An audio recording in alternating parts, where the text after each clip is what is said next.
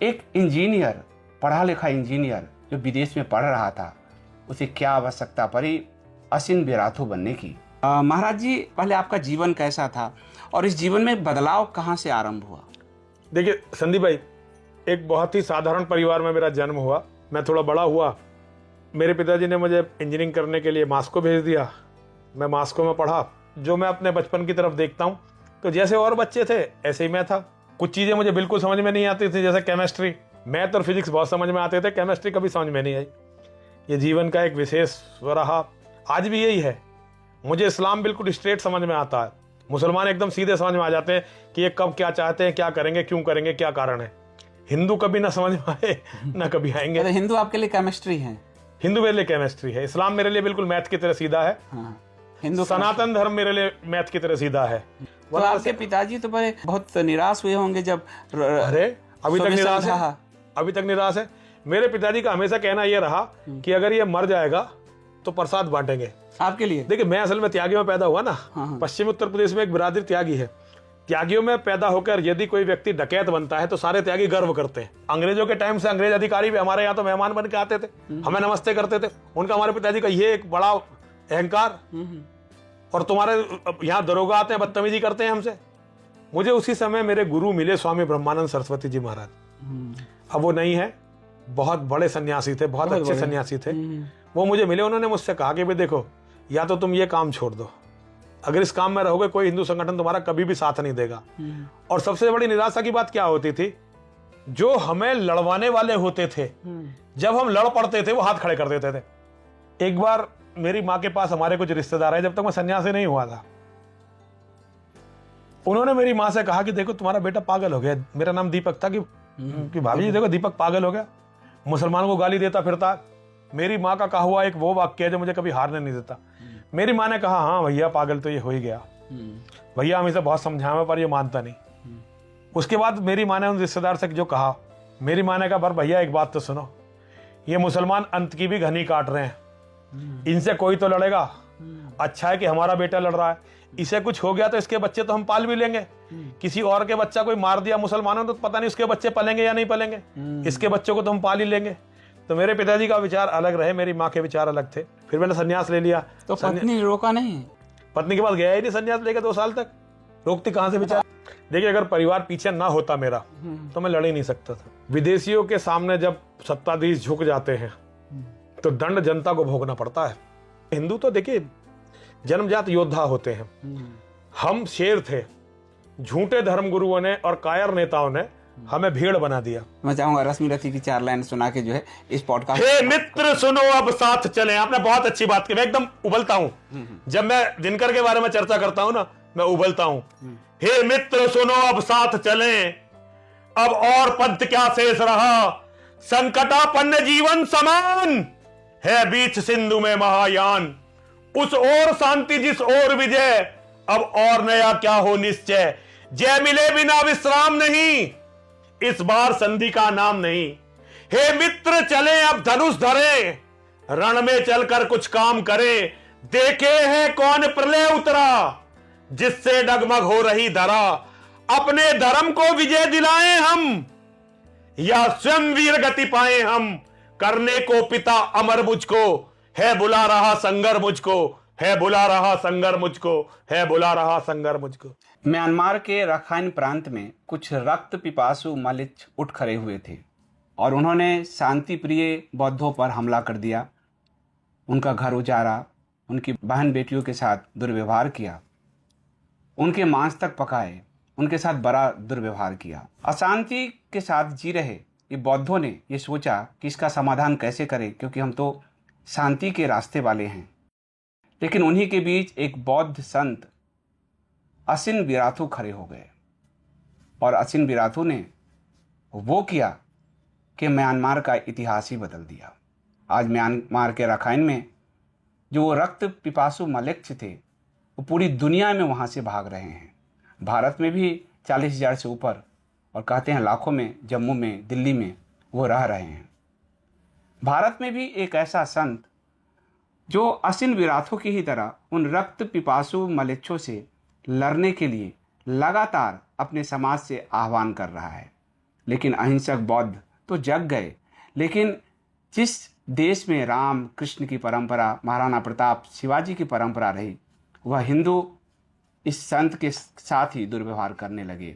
जगना तो दूर, उन्होंने इनका ही एक तरह से तिरस्कार किया, बहिष्कार किया। भारत के इस असीम विरातु यति नरसिम्हानंद ने अपना बहुत कुछ सर्वस्व किया इस हिंदू समाज को जगाने के लिए। वो कितना जगा पाए ये तो फिर इतिहास ही बताएगा।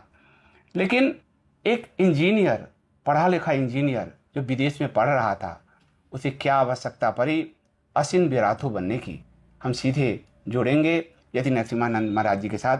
महाराज जी, आपका इंडिया स्पीक्स डेली में स्वागत है। बहुत बहुत धन्यवाद आपका संदीप भाई, बहुत बहुत साधुवाद आपको। माँ और महादेव सदैव आपकी, आपके परिवार की, आपकी पूरी टीम की रक्षा करें। आपकी जय हो। महाराज जी, आपका जीवन जो जहाँ तक हम लोग जानते हैं, एक पढ़ा लिखा, आप बहुत सॉफ्ट नेचर के थे, रसिया में पढ़ रहे थे, इंजीनियरिंग की पढ़ाई कर रहे थे, कोई मानविकी की पढ़ाई नहीं कर रहे थे, समाजशास्त्र आदि जो आप लेफ्ट से और इससे प्रभावित रहे हों। लेकिन भारत में आकर आपने एक दूसरा ही संघर्ष छेड़ दिया। जी। मैं जानना चाहूँगा कि वो क्या कारण रहा, पहले आपका जीवन कैसा था और इस जीवन में बदलाव कहाँ से आरंभ हुआ? देखिए संदीप भाई, एक बहुत ही साधारण परिवार में मेरा जन्म हुआ, और जैसे साधारण किसान परिवार के बच्चे पलते हैं, मेरे पिताजी जो है गांव छोड़कर शहर में आ गए थे, नौकरी करने लगे थे और यूनियन लीडर बन गए थे। तो मैं बिल्कुल जैसे यूनियन लीडर के बच्चों की परवरिश होती है, उसी तरह की मेरी परवरिश हुई। मैं थोड़ा बड़ा हुआ, मेरे पिताजी ने मुझे इंजीनियरिंग करने के लिए मॉस्को भेज दिया। मैं मॉस्को में पढ़ा। बिल्कुल साधारण जीवन रहा, कोई विशेषता नहीं थी। बस ये है कि मैं थोड़ा पहले मतलब चीज़ों पर ध्यान नहीं देता, मुझे दुनिया से मतलब नहीं था। मैं, मेरे लोग, मेरा परिवार, मेरा इतना ही था, जैसा कि एक साधारण व्यक्ति का होता। बिल्कुल साधारण, कोई खास बात थी नहीं। और कोई ऐसा जीवन में मेरे में कोई ऐसा मतलब जो मैं अपने बचपन की तरफ देखता हूँ, तो जैसे और बच्चे थे ऐसे ही मैं था। बस थोड़ा माँ और महादेव की कृपा थी, मुझे कुछ चीज़ें बहुत जल्दी समझ में आ जाती थी। जैसे गणित मुझे बहुत जल्दी समझ में आता था, तो मैं गणित बहुत पढ़ता था। कुछ चीज़ें मुझे बिल्कुल समझ में नहीं आती थी, जैसे केमिस्ट्री मुझे कभी समझ में नहीं आती थी, नहीं आई। अगर मुझे केमिस्ट्री समझ में आ जाती तो मैं IIT में होता। मैथ और फिजिक्स बहुत समझ में आते थे, केमिस्ट्री कभी समझ में नहीं आई। ये जीवन का एक विशेष रहा, आज भी यही है। मुझे इस्लाम बिल्कुल स्ट्रेट समझ में आता है, मुसलमान एकदम सीधे समझ में आ जाते हैं कि ये कब क्या चाहते हैं, क्या करेंगे, क्यों करेंगे, क्या कारण है। हिंदू कभी ना समझ में आए, ना कभी आएंगे। तो हिंदू आपके लिए केमिस्ट्री है? हिंदू मेरे लिए केमिस्ट्री है। इस्लाम मेरे लिए बिल्कुल मैथ की तरह सीधा है। हाँ। हिंदू सनातन धर्म मेरे लिए मैथ की तरह सीधा है। मैं जो सनातन धर्म का ज्ञान देखता हूँ, योगेश्वर श्री कृष्ण को देखता हूँ, वो मैथ हैं। भगवान श्री राम मैथ हैं, भगवान परशुराम मैथ हैं, वो सीधा सीधा गणित है। आज का हिंदू जो है वो केमिस्ट्री है। आज का हिंदू केमिस्ट्री है मेरे लिए। तो मुझे वो समझ में नहीं आता, ना समझ में आएगा। अब तक नहीं, जीवन का इतने समय निकल गया, जो चीज़ आज तक समझ में नहीं आ गया, समझ में आएगी इसका कोई चांस नहीं है। तो मुझे नहीं लगता। महाराज जी, आपका फैमिली, जैसे आपने बताया कितने भाई बहन थे, और पिता माता की बड़ी उम्मीद रही होगी कि आप मॉस्को पढ़ने जा रहे हैं, परिवार को संभालेंगे, गृहस्थ जीवन में आप जाएंगे जी। तो थोड़ा परिवार के बारे में बताइए कि कौन लोग थे वहाँ? मेरे बाबा जी बहुत अच्छे। मैं देखिए बाबा जी शुरू करता हूँ। मेरे बाबा जी बहुत सीधे। दादा जी, हाँ, हम बाबा कहते, पश्चिम में हम बाबा कहते हैं। हाँ। दादा है ग्रैंडफादर, बहुत सज्जन व्यक्ति थे मेरे दादा, और मेरी दादी बहुत सज्जन व्यक्ति थे, गाँव में रहते थे। अच्छा उनका संपन्न परिवार था। मेरे दादाजी कांग्रेस में थे आज़ादी से पहले। देश आज़ाद हो गया, गांधी बाबा का सिद्धांतवाद को मानते थे, गांधी को सर्वस्व मानते थे। तो गांधी के कहने के बाद उन्होंने कांग्रेस छोड़ दी, फिर कभी कांग्रेस में नहीं गए। बहुत सारे लोग उस समय उनके साथियों को मिलती थी स्वतंत्रता संग्राम पेंशन मिलती, कभी वो पेंशन, बहुत लोगों ने कहा पेंशन लो, उन्होंने पेंशन नहीं ली। बहुत ही अच्छे आदमी थे। हमारे क्षेत्र में ऐसा कोई स्कूल नहीं बना उनके समय में, उनके जीवन में, जिसमें उनका दिया हुआ धन ना लगा हो। उन्हें इस बात का बहुत, शिक्षा की तरफ उनका बड़ा झुकाव था। उन्होंने खुद भी स्कूल एक बनवाया, और जो उनका बनवाया स्कूल आज इंटर कॉलेज के रूप में है। और बाकी जो भी स्कूल बनते थे वो सब स्कूल कॉलेजों को वो दान देते थे। ये उनकी अपनी, किसान परिवार थे, बहुत अमीर नहीं थे, लेकिन प्रवृत्ति थी कि वो शिक्षा में दान देना पसंद करते थे, मंदिरों को दान देना वो पसंद करते थे। ये उनका मन का वो था, और वो पूजा पाठी बहुत थे। फिर मेरे पिता उन्होंने अपने जीवन में, मुझे लगता, कोई मंदिर नहीं देखा, कभी किसी मंदिर में नहीं गए नहीं कभी किसी मंदिर में। क्यों? कभी नहीं जाते वो किसी मंदिर में, आज तक नहीं गए किसी मंदिर में। वो थोड़ा कम्युनिस्ट विचारधारा से प्रभावित रहे, इसीलिए उन्होंने मुझे मॉस्को भेजा। मॉस्को में आप जानते हैं मॉस्को भगवान नहीं था। जब मैं मॉस्को में था, मॉस्को में तब भगवान नहीं था। अब मुझे वहाँ मेरे साथी और मेरे जो लोग हैं वो बताते हैं कि वहाँ अब काफ़ी वहाँ चर्च का प्रभाव बढ़ गया है। और जो रसिया से अलग हुए इस्लामिक पार्ट थे, वहाँ तो मस्जिदों की बाढ़ आ गई है, मस्जिदों मदरसों की। लेकिन रसिया में भी चर्च का प्रभाव अब काफ़ी बढ़ गया। मेरे समय में ये नहीं था, तब चर्च का कोई प्रभाव समाज पे नहीं दिखाई देता था। कम्युनिस्टों ने चर्च बंद कर दिए थे। तो आप कौन से सन में गए थे? मैं गया था 89 में, 89 में। मतलब 89 जब हाँ। रसिया एक तरह से संयुक्त टूटने से एकदम पहले मैं वहां था। अच्छा। मेरे सामने ही टूटा। मेरे जाने के 1 साल बाद, 1 सवा साल बाद से रसिया टूटना शुरू हुआ था और 1.5 साल में टूट गया था पूरा। तो 1.5 साल में कुछ अंतर आपको दिखा जब टूटा? बहुत बड़ा अंतर दिखा। देखिए, एक राजाओं का जीवन था उनका, कम्युनिस्ट पूरा सिस्टम था, और जब अमेरिका के प्रभाव में गोर्बाचोव ने उसे वहां अस्त व्यस्त किया तो सब बर्बाद हो गया था एक बार को। तो ये तो बाद में वहां उनकी लीडरशिप का अच्छा, पुतिन जैसा लीडर आया और आज रसिया फिर खड़ा हुआ, वरना एक बार तो सब बर्बाद हो गया था। विदेशियों के सामने जब सत्ताधीश झुक जाते हैं तो दंड जनता को भोगना पड़ता है। एक बार तो पूरी रूस को एकदम पूरा रूस बर्बाद हो गया था। लोग भूखे मर रहे थे, लोग हर चीज बेच रहे थे, जो पुरानी उनके पास थी हर चीज बेच रहे थे।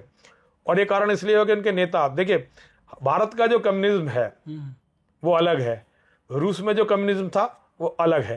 भारत में कम्युनिज्म का मतलब है इस्लाम की गुलामी। आपको रूस की एक खास बात बताता हूँ।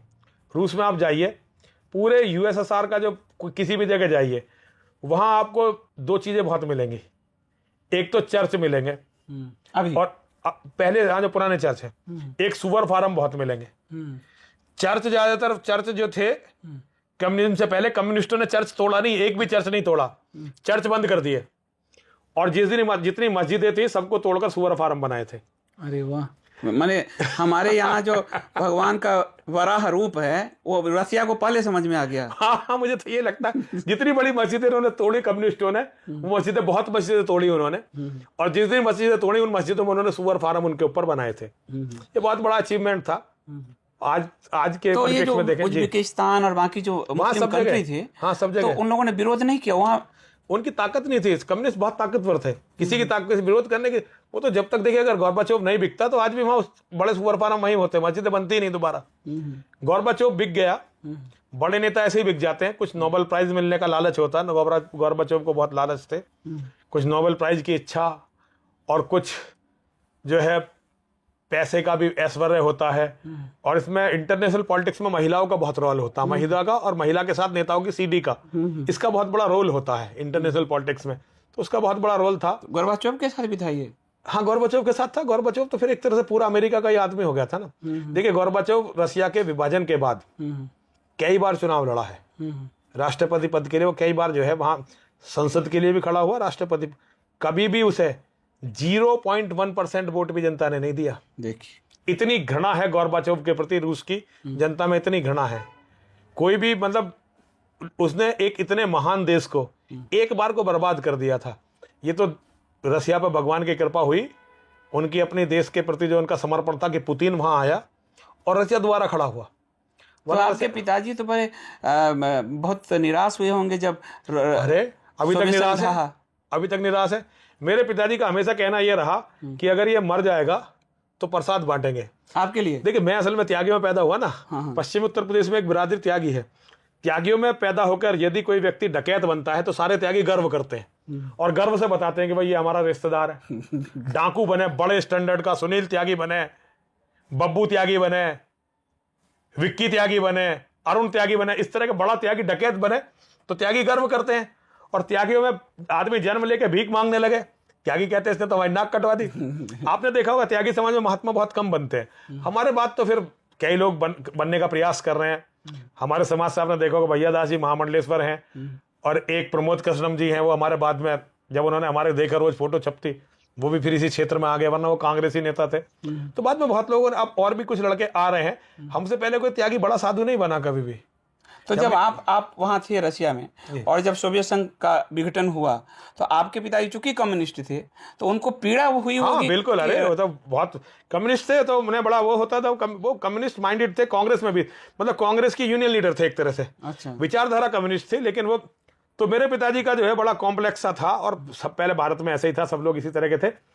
तो उनका बड़ा सोवियत रूस से भी उनका बड़ा लगाव था, अच्छा लगाव था। वो अच्छा, उन लोगों को अच्छा मानते थे, मैं भी रूसियों को अच्छा मानता हूँ। इसका मतलब यह है कि आपके अंदर जो लड़ने का जो जीन है वो पिताजी से मिला है। पिताजी से मिला है, रूस ने मुझे बहुत सिखाया। पिताजी से मिला है, बाबा जी से मिला है। मैं देखिए, हम माँ की और महादेव की कृपा है कि मेरा त्यागी ब्राह्मण में, योद्धे ब्राह्मण होते हैं, भूमिहार त्यागी सब लोग, इनमें जन्म हुआ। इस कुल में जन्म लेना सौभाग्य की बात होती है। हम भगवान परशुराम की संतान है, तो ये तो मेरे जीन में है। ये तो हमें हिंदू तो देखिए जन्मजात योद्धा होते हैं। हम शेर थे, झूठे धर्मगुरुओं ने और कायर नेताओं ने हमें भीड़ बना दिया। हम जीन से, हम अंदर से सब एक जैसे हैं, सारे हिंदू योद्धा हैं। दुनिया में जहां भी सनातनी है, चाहे वो किसी जाति का हो, चाहे किसी वर्ग का हो, जो भी सनातन धर्म का मानने वाला है, जो अपने आप को मां और महादेव की संतान मानता है, वो सब योद्धा हैं।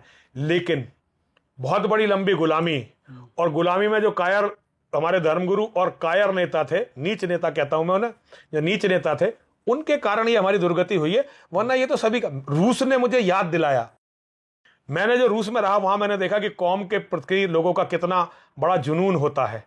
लोग किस तरह से, उन्हें मतलब जो अपने देश पर गर्व होता है, वो इस बात पर बड़ा गर्व करते हैं कि हम सेकंड वर्ल्ड वॉर में हम 2.5 करोड़ लोग मारे गए थे। और सबसे बड़ा कारण क्या था कि रूस ही अपने घर को जलाने की हिम्मत रखते थे। वो जिस चीज को छोड़, उन्हें लगता था कि इस देश को हार जाएंगे, इस जगह को हार जाएंगे, वो उस जगह को जला देते थे। जानवर भी अपने जला के भागते थे। तो रूस में रह के, रूस के इतिहास को पढ़ के, मैंने अपने इतिहास का जब अध्ययन, मैंने इंजीनियरिंग में अपना इतिहास थोड़ा थोड़ा पढ़ना शुरू कर दिया था, तब मैंने जौहर की परंपराओं को और रूस की परंपराओं को देखा। किस तरह से लोगों ने अपनी कौम को बचाया, किस तरह से लोगों ने अपनी कौम को बचाने के लिए अपने बलिदान दिए। लोग खड़े खड़े मर गए। चेरनोबिल का आपको ध्यान होगा, चेरनोबिल की दुर्घटना हुई थी, केमिकल का पूरा, तो उनका डॉक्टरों का जो जीवन था, वो डॉक्टर जो चेरनोबिल में घुसे थे, और इंजीनियरों का पूरा एक लॉट था जिसे चेरनोबिल को बंद करना था, कुछ जगह बंद करनी थी। उन्हें सबको पता था कि मरने जा रहे हैं, लेकिन उन सब ने वोदका पी, जाम टकराए, गिलास फोड़े और घुस गए रिएक्टर में। वो सारी चीजें दिल को छू गई। मुझे लगता है हमारी कौम में ऐसा क्यों नहीं होता, हम ऐसे क्यों नहीं। फिर मैंने अध्ययन करना शुरू किया, तो मुझे लड़ने की भावना रूस ने दी, रूस के इतिहास ने दी, रूस के वर्तमान ने दी। यूक्रेनियन देखे, रूस के भाई तो हैं, रूस और यूक्रेन तब तो कोई अंतर था ही नहीं। अब उनमें दुश्मनी हो गई। ये अमेरिका की पॉलिटिक्स है सारी, ये वर्ल्ड पॉलिटिक्स है जो सबको खत्म करना चाहती है। जो लोग इस वर्ल्ड पॉलिटिक्स को नहीं समझते, वो इसका शिकार होते हैं। वो इतने जुनूनी लोग हैं कि अपने लोगों के लिए कुछ भी कर जाते हैं। तो आप फिर इंजीनियरिंग करके लौटे कब इंडिया? एक तो किस स्ट्रीम से किया आपने? देखिए, मैंने किया फूड प्रोसेसिंग से। अच्छा, फूड प्रोसेसिंग में था, केमिकल के सारे जो फूड प्रोसेसिंग में जो केमिकल यूज होते हैं, उसका मैं इंजीनियर था। और देखिए मैं आ गया था 94 में आ गया था मैं, 94 के लास्ट में मैं भारत आ गया था। 5 साल रहे रूस में? नहीं, हाँ 94 में आया था, उसका तो आता जाता रहा। अच्छा, मतलब मेरी डिग्री 94 में पूरी हुई, और मैं यहाँ पे जो है 96 में आया, 96 में वापस आया। उसके बाद में 1 साल आता जाता रहा, 1 साल मेरा आना जाना लगा रहा रूस में। 97 के बाद फिर कभी रूस नहीं जाना हुआ, फिर कभी हिंदुस्तान से बाहर जाना हुआ ही नहीं। ऐसा स्टॉप हुआ, फिर 97 के बाद से मैं लगातार यहीं पे हूँ। तो यहाँ आके आपने जब, एक तो फूड प्रोसेसिंग का एक इंजीनियर, यहाँ आकर क्या देखता है कि वो इस्लाम को अपना दुश्मन मान लेता है? देखिए, सबसे बड़ी समस्या क्या थी, मैं कभी भी इंजीनियर बनना नहीं चाहता था, मैं हमेशा मैथ का टीचर बनना चाहता था। तो मैं जब यहाँ आया, तो मैंने उस समय मेरे विचार ये आया कि मैं लोगों को इंजीनियरिंग की तैयारी करवाऊंगा। मैंने कोचिंग सेंटर खोलने का आरंभ किया।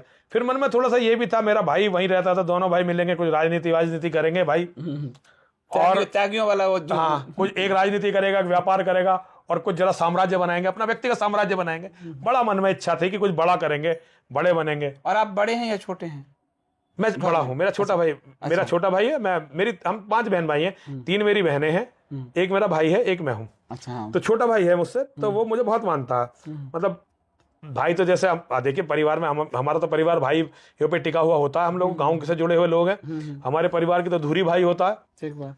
तो यही था, एक साधारण जो आदमी के सपने होते हैं, हवाई जहाज में घूमना, 5 स्टार में रहना, थोड़ा अच्छा शाम अच्छी तरह से गुजारना, यही मेरे जीवन का, यही। मुझे बिल्कुल धर्म में कोई इंटरेस्ट नहीं था।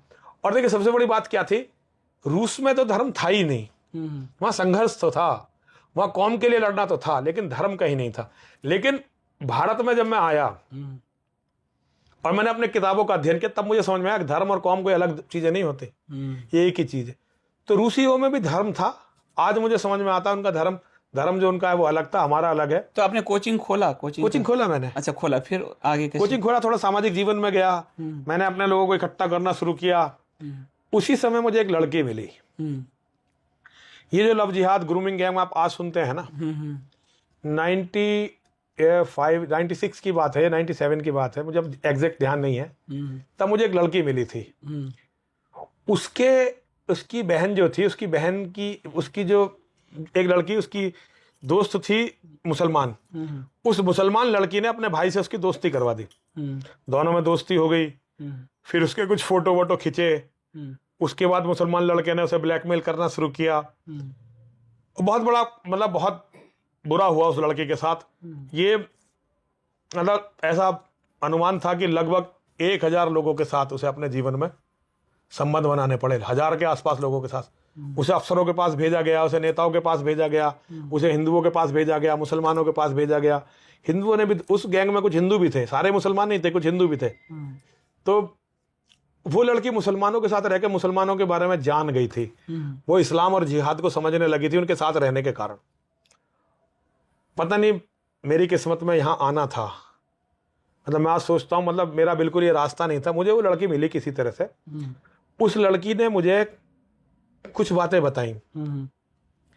मैं लिटरली देख, आज माँ की और महादेव की शपथ लेके आपसे, मुझे उस समय ये लगा कि ये लड़की वैश्या है, अपने पाप इससे छुपाए नहीं जा रहे, मुसलमानों को बिना मतलब दोष दे रही है। मुसलमान तो खराब हो ही नहीं सकते भाई। हमारे इतने दोस्त मुसलमान हैं, हमारे पारिवारिक संबंध मुसलमानों से हैं, सब लोग इतने अच्छे लोग हैं, और ये कह रही है सारे मुसलमान खराब होते हैं, सारे मुसलमान हिंदुओं को बर्बाद कर देंगे। इस तरह की बातें वो लड़की करती थी। वो जब समझ गई थी, क्योंकि वो मुसलमानों में रहती थी, तो उनकी योजनाओं को समझ गई थी। मुझे उसकी बात पे बिल्कुल विश्वास नहीं हुआ। संदीप भाई, एक दिन मुझे पता चला कि उस लड़के ने आत्महत्या कर ली। कैसे? फांसी? ये मुझे पता नहीं उसने आत्महत्या कैसे की, क्योंकि उसके माता पिता ने किसी को पता नहीं चलने दिया, और उसको जो है डिस्पोज ऑफ कर दिया। जवान लड़की थी, 20-22 साल की लड़की होगी। अब वो मर गई, तो उसके माता पिता ने, एक आग बीमार थी, मर गई, और तुरंत ही उसे जला दिया।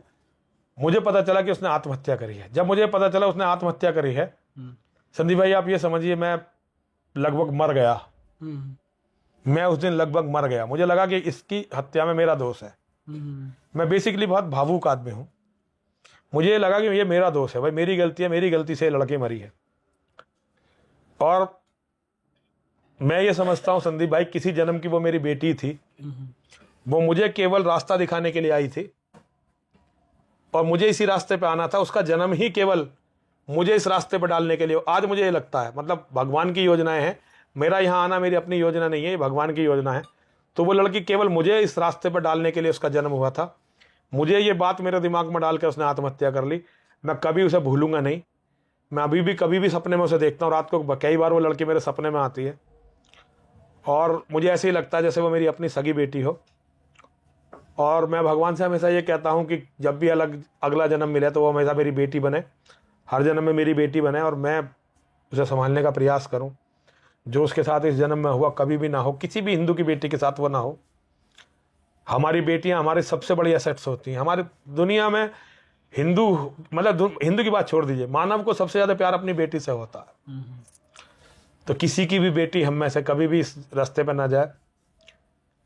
तो जब आपको ये पता चला तो आपने फिर कोचिंग बंद कर दिया, या क्या किया आपने? नहीं, मैंने एकदम कोचिंग बंद नहीं किया उसे, लेकिन मेरे दिमाग में इस्लाम और जिहाद 2 शब्द आ गए। फिर मैंने कुरान को पढ़ना शुरू किया। सबसे पहले कुरान को पढ़ना शुरू किया। मुझे लगा कि इस लड़के ने आत्महत्या करी है, तो मेरा जो दिमाग था गणितज्ञ वाला, साइंटिस्ट वाला दिमाग था, वो अटक गया। हर घटना के पीछे कोई कारण होता है। घटना तो एक रिजल्ट है आज का, उससे पीछे कोई कारण है ना, कोई पूरा प्रोसेस है ना। तो मैंने उसे ढूंढने का प्रयास किया, कुरान को पढ़ने का प्रयास किया, पूरी कुरान पढ़ी। कुरान पढ़ने के बारे में मेरे दिमाग में आया, यार ये किताब बकवास है। मुसलमानों की, मुसलमान तो, क्योंकि मेरे मन में ये था, मेरे पिताजी के बहुत सारे दोस्त मुसलमान, हमारे पारिवारिक संबंध मुसलमानों से, मेरे अपने दोस्त मुसलमान। मेरे समझे यार इतने अच्छे लोग हैं, इतने भले लोग हैं, ऐसा कैसे हो सकता है कि यार ये किताब तो बिल्कुल गलत है। मुझे लगा कि यार ये किताब जैसे हमने अपनी गीता कभी पढ़ी नहीं। हालांकि उस समय भी मुझे पता था कि मुसलमान कुरान पढ़ते हैं। हर मुसलमान आपका कितना ही पक्का दोस्त हो, वो मोहम्मद और कुरान की बात करता हुआ मिलेगा आपको हमेशा। तो मुझे उस समय पता नहीं था। तो मुझे लगा यार ये इन्हें मुल्लों ने बरगला दिया होगा, ये कुरान की और मोहम्मद की बात कुछ ही जानते होंगे, असली जानते नहीं किताब इस कुरान में क्या लिखा हुआ है। फिर मेरे मन में है पता करो कि यार ये मुसलमान कुरान में विश्वास करते भी हैं नहीं करते, इनकी असली थिंकिंग क्या है, किताब से क्या पता लगेगा। तब मैंने मस्जिदों में मदरसों में जाना शुरू किया, मुसलमानों से उनके धर्म के बारे में जानना शुरू किया। मस्जिदों में मदरसों में मैं इस्लाम को ढूंढता रहा। लगभग 2 साल बिल्कुल पागलों की तरह, सब कोचिंग सब बंद, मतलब सब काम बंद। हम सब कब सब काम वाम बंद। एक बार तो स्थिति ये हो गई थी, मुझे मतलब मेरे घर वालों को लगने लगा था कि मुसलमान हो जाएगा। अच्छा, क्योंकि मैं मुसलमानों में उठ बैठ रहा था, मस्जिदों में जा रहा था, बिल्कुल मेरी भाषा में बहुत सारा अरेबियन के उर्दू के शब्द आ गए थे। आज भी मैं बहुत सारे उर्दू के शब्द इसीलिए तो बोलता हूँ क्योंकि देखिए मैंने कभी हिंदी में तो पढ़ा ही नहीं, रशियन लैंग्वेज में पढ़ा हूँ, सारे मेरे एजुकेशन रशियन लैंग्वेज की है, तो बहुत सारे शब्द इसीलिए उर्दू के हैं। तो बहुत दिन तक मैं इस कुरान को समझने का, इस्लाम को समझने का प्रयास करता रहा। संदीप भाई आप यकीन मानिए, मैं जितना कुरान को पढ़ के समझता रहा मुसलमानों के माध्यम से, मदरसों के माध्यम से, उतना ही मुझे हिंदुओं की मूर्खता पे दया आने लगी। पहले तो गुस्सा आता था, धीरे धीरे हिंदुओं पे दया आने लगी कि ये मूर्ख जानते नहीं है कि ये किस बवाल के साथ रह रहे हैं, ये जानते ही नहीं है कि इनके साथ होना क्या है। तो मतलब मुझे धीरे धीरे मतलब ये हिंदू मेरे लिए जो पहले ये था कि भाई हम तो सब कुछ हैं और ये कर देंगे वो कर देंगे, मुझे लगने लगा यार इतना मूर्ख कोई कैसे हो सकता है।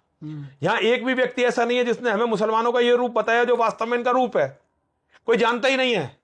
मतलब मुझे इस बात पर ताज्जुब हुआ, मेरे पिताजी नहीं जानते, मेरे दादाजी नहीं जानते, हमारे रिश्तेदार नहीं जानते, बड़े बड़े विद्वान नहीं जानते, इवन जो अपने आप को हिंदूवादी कहते थे वो इस्लाम को नहीं जानते। जो अपने आप को ये कहते थे कि हम हिंदूवादी और ये करेंगे, वो खुद इस्लाम को नहीं जानते। मुझे बड़ा ताज्जुब हुआ हिंदुओं के इस अज्ञान से, और इस अज्ञान के साथ हिंदुओं के अहंकार से बहुत, इस बात के अहंकार से बहुत ताज्जुब हुआ। हिंदू ये कहते थे कि भाई कि कुरान और गीता सब एक है, इस्लाम और हिंदुत्व सब एक है। तब मुझे ध्यान आया हमारे घर में कुछ और पढ़ाया गया था, भाई ये अपने बच्चों को कुछ और पढ़ा रहे हैं। हमारे घर में ये पढ़ाया गया था कि भाई हिंदू मुसलमान क्या, चींटी भी अगर तुम मार देते हो तो उससे पाप लगेगा। और वो अपने बच्चे को बचपन से बता रहे हैं कि भाई दुनिया में जितने भी काफिर हैं दुश्मन हैं और एक दिन इनका कत्ल करना है। मुझे ताज्जुब हुआ हिंदुओं के अज्ञान से, जब मुझे लगा कि मैं इस्लाम को समझ गया हूं। देखिए कोई भी किसी रिलीजन या किसी पंथ को पूरा नहीं जान सकता, मैं आज भी इस्लाम को पढ़ने की और समझने की कोशिश करता हूं, लेकिन जब मैं उसकी बेसिक थ्योरी समझ गया तब मैंने ये निर्णय लिया कि भाई इससे लड़ना पड़ेगा, सारी दुनिया को इसके बारे में बताना पड़ेगा और इससे लड़ना पड़ेगा। फिर मैंने इस्लाम से लड़ने का ये मेरा सफर आरंभ हुआ। तो उसमें जैसे कभी आप आर्य समाज में भी गए, क्योंकि वहां तो दयानंद जी ने स्पष्ट लिखा है इसके बारे में। मैं आर्य समाज का बहुत सम्मान करता हूं। हाँ। मैं महर्षि दयानंद सरस्वती जी का बहुत सम्मान करता हूं, और सम्मान इसलिए देखिए उनकी राजनीति, उनकी धार्मिक विचारधारा, मुझे मेरा धर्म ये सिखाता है कि आप अपनी विचारधारा के साथ रहिए, मैं अपनी विचारधारा के साथ रहूंगा। योगेश्वर गीता में हमें बता के गए हैं कि दुनिया में कोई किसी भी पूजा पद्धति से ईश्वर को खोजने के प्रयास करे, यदि वो ठीक चलता है तो अंत में उन्हीं तक पहुंचेगा।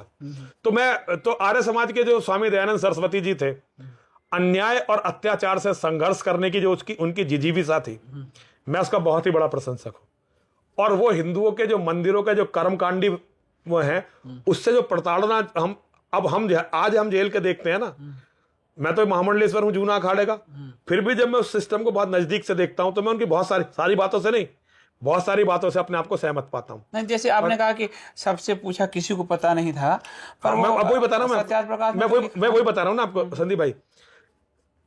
पिछले 1000 साल का इतिहास, इस्लाम का इतिहास, भारत में इतने अत्याचार, मतलब अगर आप अत्याचारों की पराकाष्ठा को कहीं देखेंगे तो वो भारत के हिंदुओं के साथ जो हुआ, मतलब ऐसा अवर्णनीय अत्याचार दुनिया में कहीं नहीं हुआ। लगातार होते रहे, ये जंगलियों के झुंड पे झुंड आते रहे, हमारे लोगों को मारते रहे, हमारी बहन बेटियों की बलात्कार करके मंडी लगाते रहे, मंडी पे मंडी लगाते रहे, हमारे मठ मंदिरों को तोड़ते रहे, हमारी जमीनों को कब्जाते रहे, मारने का एक से एक भयानक तरीका। एक से देखिए मोहम्मद कह के गया है, मोहम्मद के अपने जीवन में था कि कत्ल किसी का भी ऐसा करो कि एक कत्ल से बाकी सब डर जाएं। जो इस्लामिक तरीका है ना हत्या करने का, वो इतना बर्बर है कि उसका मुकाबला दुनिया के किसी भी तरीके से हो ही नहीं सकता। एक को मारते हैं सबको डरा देते हैं, बाकी सब डर जाते हैं। इतना विभत्स हत्याकांड आप भी देखते होंगे, कारगिल में भी जो हमारे कुछ कारगिल के समय में हिंदू सिपाही पकड़ लिए थे, या उससे आगे पीछे हमारे हिंदू सिपाहियों को, सौरभ कालिया, किस तरह से वो लोग मिलते हैं। तो ये सब इस्लामिक तरीका है। तो मैंने बहुत कुछ ढूंढने का प्रयास किया कि भाई इस्लाम के बारे में किसी ने लिखा हो, बड़ी निराशा हुई। महर्षि दयानंद सरस्वती पहले व्यक्ति थे जिन्होंने इस्लाम के में झांकने का प्रयास किया। उससे पहले भारत के किसी ऋषि, किसी मुनि, किसी मनीषी ने इस्लाम को समझने का प्रयास ही नहीं किया।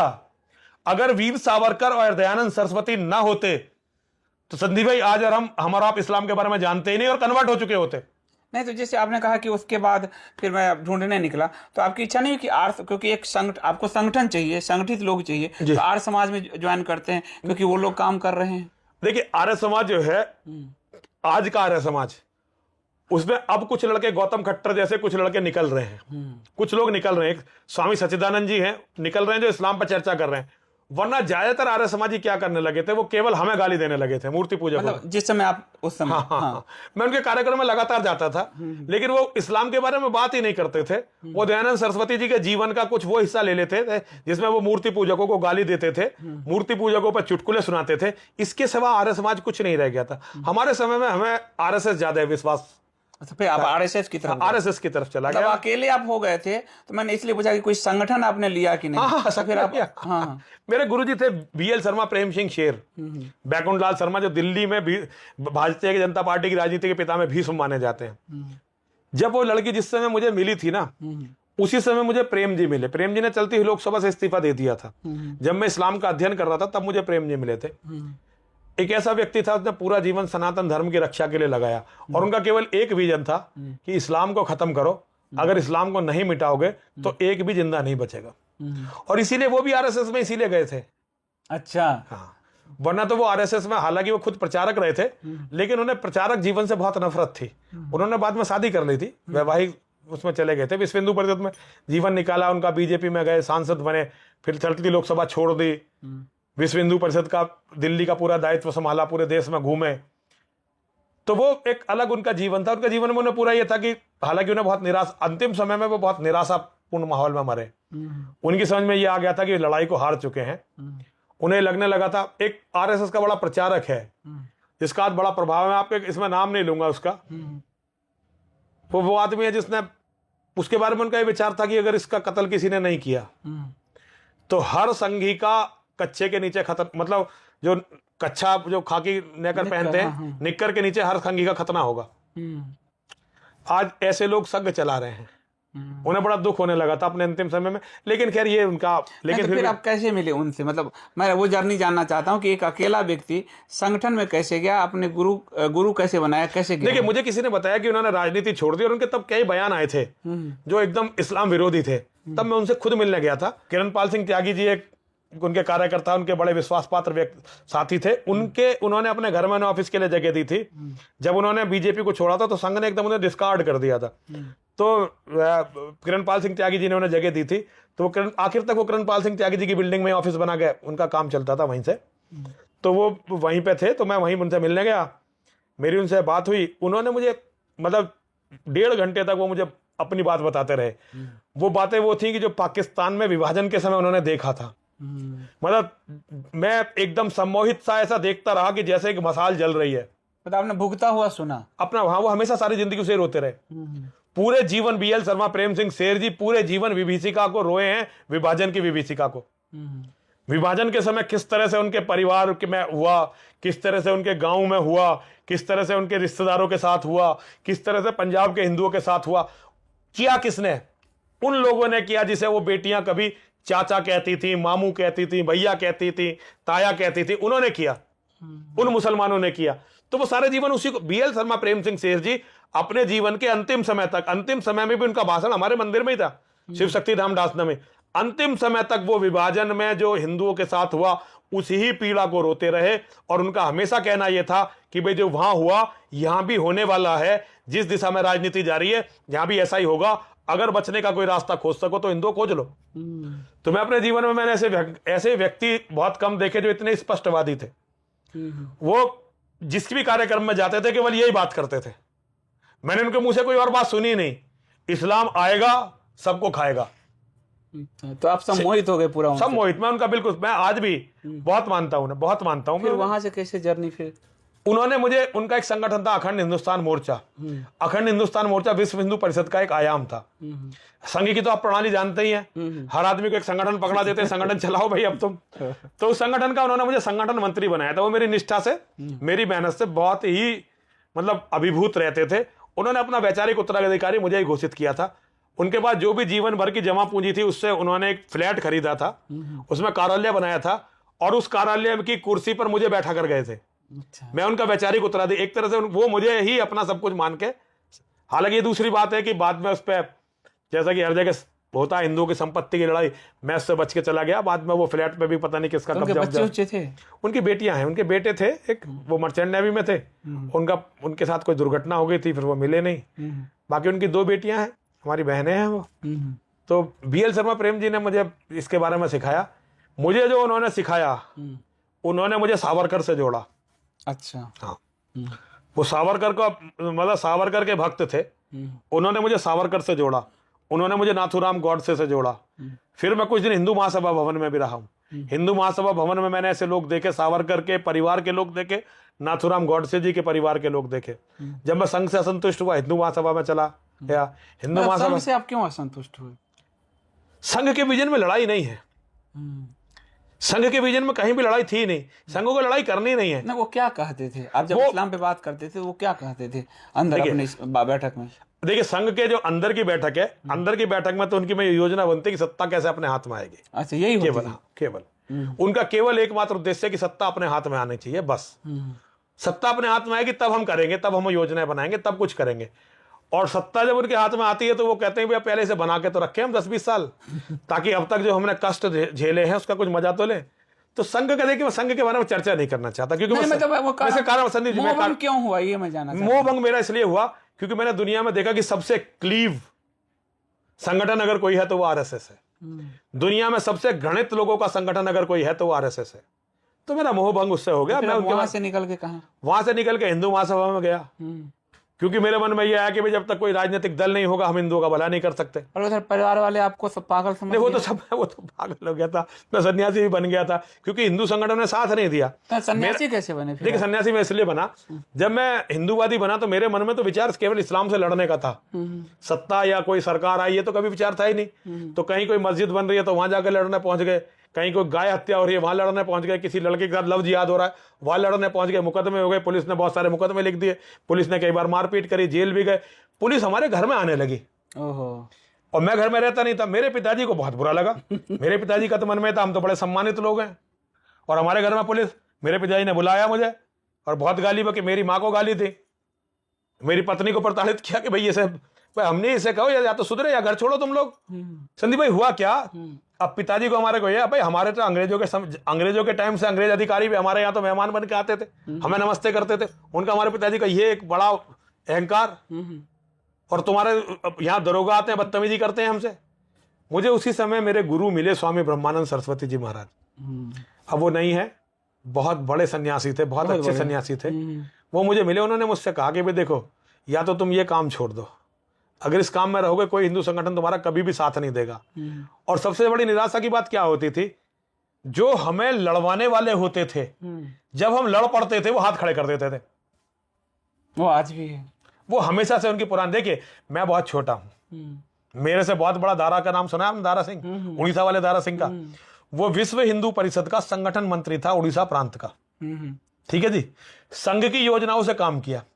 अब 6 साल हो गए उसकी सजा पूरी हुए, सजा पूरी हुए 6 साल हो गए हैं। एक NOC चाहिए उसे जेल से बाहर आने के लिए। ना केंद्र सरकार उसे NOC देती है, ना राज्य सरकारें उसे NOC देती है। और वो व्यक्ति, मुझे नहीं लगता कि दारा सिंह से ज्यादा हिंदू धर्म की सेवा नाथूराम गॉडसे के बाद किसी और ने की है। 20-22 साल से ऊपर हो गया उनको जेल में। उनको नहीं, ज्यादा हो गया। 6 साल तो सजा पूरी हुए हो गए, 6 या हो सकता 7 साल हो गए सजा पूरी हुए हो गए। ना तो मोदी सरकार ने उन्हें NOC दी, ना योगी सरकार ने NOC दी, और वो हमेशा जेल में रहेगा जब तक ये सरकारें उसे NOC नहीं दे देंगी। योगी मतलब ये तो उड़ीसा में बंद है ना वो, लेकिन वो यूपी के मूल निवासी है ना। हाँ। इटावा के मूल निवासी है ना, तो यूपी सरकार उन्हें NOC देगी उन्हें बाहर आने के लिए, जहाँ के वो मूल निवासी। एक NOC उनकी यहाँ की चाहिए। अच्छा, तो वो जब तक वो नहीं देंगे वो नहीं छूटेंगे, उनकी सजा ऐसे। वो आदमी केवल इसलिए कि उसने अपना जीवन हिंदुत्व को समर्पित कर दिया, और हिंदू धर्म की लड़ाई उसके जैसी किसी ने, 1000 नरसिंहानंद मिलेंगे जब एक दारा नहीं बनेगा। 1,00,000 नरसिंहानंद मिलेंगे तब एक सावरकर नहीं बनेगा, ऐसे ही 1000 नरसिंहानंद मिलेंगे तब एक दारा सिंह नहीं बनेगा।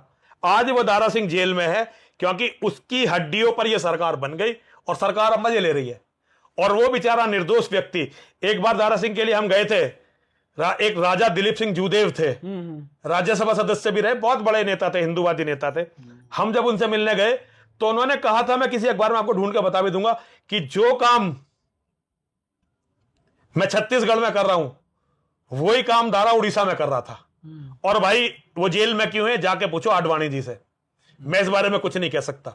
जो भाजपा के नेता थे जूदेव जी, हाँ बहुत बड़े नेता थे, राज्यसभा सदस्य थे उस टाइम भी। हाँ, और धर्मांतरण में घर वापसी उन्होंने बहुत कराई, बहुत उनसे बड़ा तो कोई हिंदुत्व पे मतलब कोई था ही। ये तो राजा दिलीप सिंह जूदेव बहुत बड़े व्यक्तित्व, विराट व्यक्तित्व था। तो राजा साहब ने मुझसे कहा था कि भाई जो काम मैं अपने क्षेत्र में कर रहा हूं वो दारा उड़ीसा में कर रहा था। अब वो अंदर है क्या है ये जाके आडवाणी जी से पूछ, क्योंकि आडवाणी जी उस टाइम भाजपा के सबसे बड़े नेता थे। तो जो आज ये हो रहा है ये आज से नहीं है, नाथूराम गॉडसे के समय से ये होने लगा था। नाथूराम गॉडसे जी भी स्वयंसेवक थे। आज जो लोग उन्हें गद्दार बता रहे हैं, टीवी पे बैठ के उन्हें गाली देते हैं, उन्हें ये पता नहीं कि उनका ऋण है नाथूराम गॉडसे का कि वो लोग आज यहां पे जीवित भी हैं, वरना गांधी ने तभी सबको मरवा दिया होता। तो ये एक बड़ी परंपरा है। तो मैं इसमें कोई बहुत बड़ा ये नहीं कि मैंने नहीं, तो फिर आप अपने गुरु ब्रह्मानंद जी के पास गए, उन्होंने ये बताया, उन्होंने मुझे ये बताया कि भाई ये तो ऐसे ही करेंगे। हर लड़ने वाले को इसी तरह धोखा दिया जाता है, पहले उसे लड़वाया जाता है फिर उसे धोखा दिया जाता है। तुम्हें अगर अब जीवित रहना है तो इस काम को छोड़ दो, जो हो गया बहुत हो गया, अब इसे छोड़ अपने बच्चे पालो। मैंने कहा ये तो होगा नहीं। मैंने तब भी बड़े पूर्ण अहंकार से उनसे कहा था कि इस्लाम को समाप्त करूंगा, जड़ से मिटा के मानूंगा, चाहे कुछ भी हो जाएगा, हर कीमत दूंगा। उन्होंने कहा भाई तू तो बहुत ही कोई बजर मूर्ख है, तू एक काम कर संन्यास ले ले, कम से कम तेरे घर के वाले तो परेशान नहीं होंगे, तू अकेला ही परेशान होगा, तेरी तो जिंदगी खराब होनी ही होनी है। बहुत हंस के, बड़े हंसमुख सन्यासी, बड़े हंसे। तो कह रहे भाई संकल्प तो अच्छा है, लेकिन फिर इसके लिए तू एक काम कर, घर वालों को छोड़ दे, उनकी क्या गलती है, तू पागल हो गया तो वो क्यों भुगते हैं। मैंने कहा जी चलो मैं छोड़ दूंगा। तो उन्होंने मुझे सन्यास दिलवा दिया कि भाई सन्यास लेके, फिर मैंने सन्यास ले लिया। तो पत्नी रोका नहीं? पत्नी के पास गया ही नहीं सन्यास लेके 2 साल तक, रोकती कहां से बेचारी। तो आप भी गौतम बुद्ध हो गए हैं। अब जो भी समझ लो। नहीं मैं पलायनवादी नहीं हूँ, नहीं मैं तो युद्ध के क्षेत्र में गया। नहीं, मैं पलायनवादी नहीं कर रहा हूँ, मैं परिवार को लेके कह रहा हूँ। गौतम बुद्ध भगवान को ढूंढने के लिए गए होंगे, मैं धर्म युद्ध में लड़ने के और मरने के लिए गया था। पत्नी के बाद बहुत दिन बाद गए, ज्ञानवान मिलने के बाद भिक्षा लेने। नहीं, मुझे ज्ञान अभी तक नहीं मिला। तो आप दोबारा कभी गए, परिवार मिले? हाँ। उन्होंने स्वीकृति दे दी? क्या कर रहे हैं वो, कुछ उनके पास ऑप्शन क्या था, इतने सारे मुकदमे लग गए थे, पीछे पीछे पुलिस घूम रही थी, घर में रहता तो घर वाले और मारे जाते। एक बार मेरी माँ के पास हमारे कुछ रिश्तेदार आए, जब तक मैं सन्यासी नहीं हुआ था। उन्होंने मेरी माँ से कहा कि देखो तुम्हारा बेटा पागल हो गया। मेरा नाम दीपक था कि भाभी जी देखो दीपक पागल हो गया, मुसलमानों को गाली देता फिरता।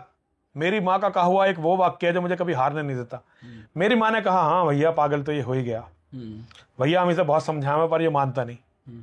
उसके बाद मेरी माँ ने उन रिश्तेदार से जो कहा, मेरी माँ ने कहा पर भैया एक बात तो सुनो, ये मुसलमान अंत की भी घनी काट रहे हैं, इनसे कोई तो लड़ेगा। अच्छा है कि हमारा बेटा लड़ रहा है, इसे कुछ हो गया तो इसके बच्चे तो हम पाल भी लेंगे। किसी और के बच्चा कोई मार दिया मुसलमानों ने तो पता नहीं उसके बच्चे पलेंगे या नहीं पलेंगे, इसके बच्चों को तो हम पाल ही लेंगे। तो मेरे पिताजी का विचार अलग रहे, मेरी माँ के विचार अलग थे। जब मेरी माँ इस दुनिया से गई तो मेरे भाई से कह के गई थी, मुझे मेरे बारे में हंसी आती है सुन के, लेकिन माँ का मन होता है कि बेटा तू अपने भाई का बहुत ध्यान रखियो, तेरा भाई बहुत सीधा है। मेरा ये सुन के सब हंसेंगे, लेकिन माँ का मन होता है, माँ को अपना बेटा हमेशा सीधा ही लगता है। जैसे हर पत्नी को अपना पति मूर्ख लगता है, ऐसे ही हर माँ को अपना बेटा सीधा लगता है। तो मेरी माँ को हमेशा ही लगता था बड़ा सीधा है मेरा बेटा। तो मेरी माँ मेरे भाई से कह गई, तो परिवार में, मेरे परिवार में दिक्कत नहीं हुई, कभी कोई दिक्कत नहीं हुई। मेरे परिवार में जो मेरे बच्चे थे उन्हें भी दिक्कत नहीं हुई। मेरे पिताजी ने, मेरे भाई ने, मेरी बहनों ने, मेरे सब रिश्तेदारों ने मेरे परिवार का बहुत ध्यान रखा। मेरे इवन चाचा ताऊ जो थे उन्होंने भी मेरे परिवार का बहुत इसलिए ये कहा क्योंकि भारत में परिवार की परंपरा रही, परिवार मजबूती से खड़ा रहा। अगर राम गए, सीता साथ गई, और वो आज जिस तरह से हो रहा है, समलैंगिकता चल रहा है, क्या क्या चल रहा है, तो मेरा इसीलिए कहना था कि एक योद्धा का भी अगर परिवार है तो परिवार एक दूसरे को संभाल लेता है और किसी को समाज में लड़ने के लिए छोड़ देता है कि तुम लड़ो भाई। देखिए अगर परिवार पीछे ना होता मेरा तो मैं लड़ ही नहीं सकता था। मैं आपको एक बहुत छोटी सी बात बताता हूँ। मैं जिस दिन से मैंने लड़ना शुरू किया, मैं सीधा इस्लाम से लड़ा हूं। मेरा कोई ये नहीं था कि कोई मंदिर बनना है, कोई गाय की रक्षा करनी है, कोई ये सब बात की बातें सब होती रहेंगी। पहले हम जिंदे तो बचने चाहिए। और मैंने ये सूत्र खोज लिया था कि हम जीवित जब बचेंगे जब इस्लाम से हम लड़ेंगे और इस्लाम को वैचारिक रूप से समाप्त कर देंगे। इस्लाम से वैचारिक रूप से समाप्त करने के समय बहुत बड़ी लड़ाई लड़नी पड़ती है जो मुसलमानों को नागवार गुजरती है। बहुत सारे लोग बहुत बातें करते हैं। मैं केवल त्यागी समाज में जन्म मैंने लिया, इसलिए मैं इस लड़ाई को लड़ पाया। आप तो परिवार की बात कर रहे हैं, मैं समाज की बात कर रहा हूँ। क्योंकि त्यागी समाज की जो बुराई थी ना कि हमारे में बहुत सारे डकैत थे, वो काम आ गए, वो काम आए, मेरे काम आए। एक तो जो उस समय के जितने बाहुबली थे सबने मुझे अपना गुरु माना। ज्यादातर बाहुबली आज भी पूरे पश्चिम उत्तर प्रदेश और पूर्वी उत्तर प्रदेश के ज्यादातर मुझे अपना गुरु मानते हैं। संन्यास लेने के बाद हाँ, संन्यास लेने के बाद सबने मुझे अपना गुरु माना। और जो अपने आप को सीधा और सभ्य लोग मानते हैं ना, वो कभी हमारे पक्ष में खड़े नहीं हुए। हमारे पक्ष में खड़े ही वो लोग हुए जो खूंखार थे। अब लड़ भी खूंखार लोगों से, और हाँ, खूंखार लोगों से लड़ रहे थे ना। तो जो वो खूंखार थे, मेरा केवल इसीलिए कत्ल नहीं कर पाए कि मैं त्यागी समाज में पैदा हुआ था, कि मेरा जन्म परशुराम के वंश में हुआ। कोई भी व्यक्तिगत रूप से मुझसे मुसलमान लड़ना नहीं चाहता था। उसे पता थी कि अगर हमने इसका कत्ल किया तो परिवार तक को नहीं छोड़ेंगे, क्योंकि ये त्यागियों की परंपरा थी। उसे पता था। और क्योंकि मैं त्यागी परिवार में पैदा हुआ, खुद मजबूत था, तो हमारे क्षेत्र के गुजरों ने, यादवों ने, जाटों ने और ठाकुरों ने और वाल्मीकियों ने, खटीकों ने, सारी बिरादरियों के जो जवान लड़के थे, दिलेर लड़के थे, वो सारे मेरे साथ जुड़ गए। आज भी मेरे साथ है। आप हमारे क्षेत्र में गुजरों को देखो, गुजर जी हमारा बाबा तो नरसिंहानंद। आप हमारे क्षेत्र के यादवों से बात करो, ज्यादातर यादवों से बात करो कि भाई हमारा बाबा तो डांसने वाला बाबा। हमारे क्षेत्र के जाटों से बात करो, आप जाटों में जो योद्धा हैं कि जी हमारा बाबा तो नरसिंहानंद, हमारा गुरु नरसिंहानंद। क्यों? क्योंकि वो दिलेर थे। उन्होंने दिलेर व्यक्ति को मान लिया। आज भी हमें गांव के वो लोग अपना मानते हैं जो लड़ने को तैयार। शहर के जो सभ्य अपने आप को सभ्य कहते हैं, वो तो अभी भी अरे बाबा गाली देता है, अरे बाबा लड़ने की बात करता है, वो तो आज भी हमारे साथ नहीं है। हमारे साथ हैं ही वो लोग। तो आप तो जाति की बात करते हैं, आप तो परिवार की बात कर रहे हो। मैं तो कहता हूं जाति तक ने साथ दिया। जाति तो एक थी ही वो मजबूती का, जिसको पॉलिटिशियनों ने तोड़ दिया। तो मैं यही तो कहता हूं, तो परिवार का साथ रहा। परिवार से कोई आज देखिए संदीप भाई, मुझे ये नहीं पता कि मैं सन्यासी कहलाने के योग्य हूं या नहीं, और कई बार मैं अपने आप को सन्यासी मानता भी नहीं, लेकिन मैं एक ऐसा व्यक्ति हूं जो मरने के लिए बिल्कुल तैयार बैठा हुआ है। अगर आज मेरी मृत्यु होती है तो किसी भी हिंदू के प्रति जरा सा भी कोई द्वेष भाव या कोई घृणा मेरे मन में नहीं है। एक अफसोस तो जरूर है कि जो लड़ाई लड़नी चाहिए थी वो नहीं लड़ पाई, क्योंकि हिंदुओं ने साथ नहीं दिया। लेकिन हिंदुओं से कोई द्वेष, किसी से भी कोई द्वेष नहीं है, ना परिवार से, ना किसी नेता से, ना किसी बाप, कोई द्वेष नहीं है। ये तो चाहता हूं कि ये लोग अपना कमीनापन छोड़ के धर्म के लिए लड़ना शुरू कर दें, पर भाई समय इन पे विपरीत था, नहीं लड़े, इनकी मर्जी। मैं अपना काम कर रहा हूं, मैं अपना काम करके चला जाऊंगा। तो फिर जब आप सन्यासी बने तो फिर डासना के महंत कैसे बने? डासना का महंत तो मैं इसलिए बना क्योंकि डासना का मंदिर एक तरह से मुस्लिम बाहुल्य क्षेत्र था। उस मंदिर में किसी को भी मुसलमान महंत होने नहीं दे रहे थे। उस मंदिर में पहले बहुत संपदा थी, तो वहां कुछ हिंदू भूमाफिया मिल गए, कुछ मुसलमान भूमाफिया मिल गए। उन्होंने उस मंदिर को हमेशा बर्बाद रखा। बहुत सारी उस मंदिर की जमीन खा गए। अभी भी जो मंदिर में उसमें जमीन है वो लगभग 50 बीघे है। 50 बीघे जमीन एनसीआर में उस जगह मतलब सैकड़ों करोड़ में है। सैकड़ों करोड़ में कीमत है। तो उस पे मुझसे पहले जितने भी महंत बने, या तो वो पीट के भगा दिए गए, और कुछ कमजोर थे वो मार के फेंक दिए गए, उनको पता ही नहीं चला कहां चले गए। इस तरह का वो था वहां पे। मेरे सामने कई बार डकैती पड़ी, मारने के प्रयास हुए, क्योंकि जमीन की तो बहुत कीमत थी ना। अब तो माँ की और महादेव की कृपा, अब तो आतंकवादी अटैक होते हैं वहां पे। अब ये छोटे मोटे कीड़े मकोड़े नहीं आते। तो वहां के जो हमारे महंत नारायण गिरी जी महाराज है, दुधेश्वरनाथ मंदिर के जो जूना अखाड़े के एक बहुत स्तंभ है, उन्होंने और कुछ लोगों ने बात की कि भाई ये मंदिर इतनी बड़ी संपत्ति है और यहाँ साधु को रहने नहीं देते, और ये इधर उधर भटकता रहता है, इसके पास कोई स्थान नहीं है। तो उन्होंने कहा भाई आप इस स्थान को संभाल लो। मैंने कहा जी मैं इस स्थान से बंधना नहीं चाहता, मैं धर्म के लिए लड़ने वाला आदमी हूं। तो मुझे वरिष्ठ साधुओं ने समझाया कि अपना स्थान होगा तो कम से कम उसे केंद्र तो बना पाओगे।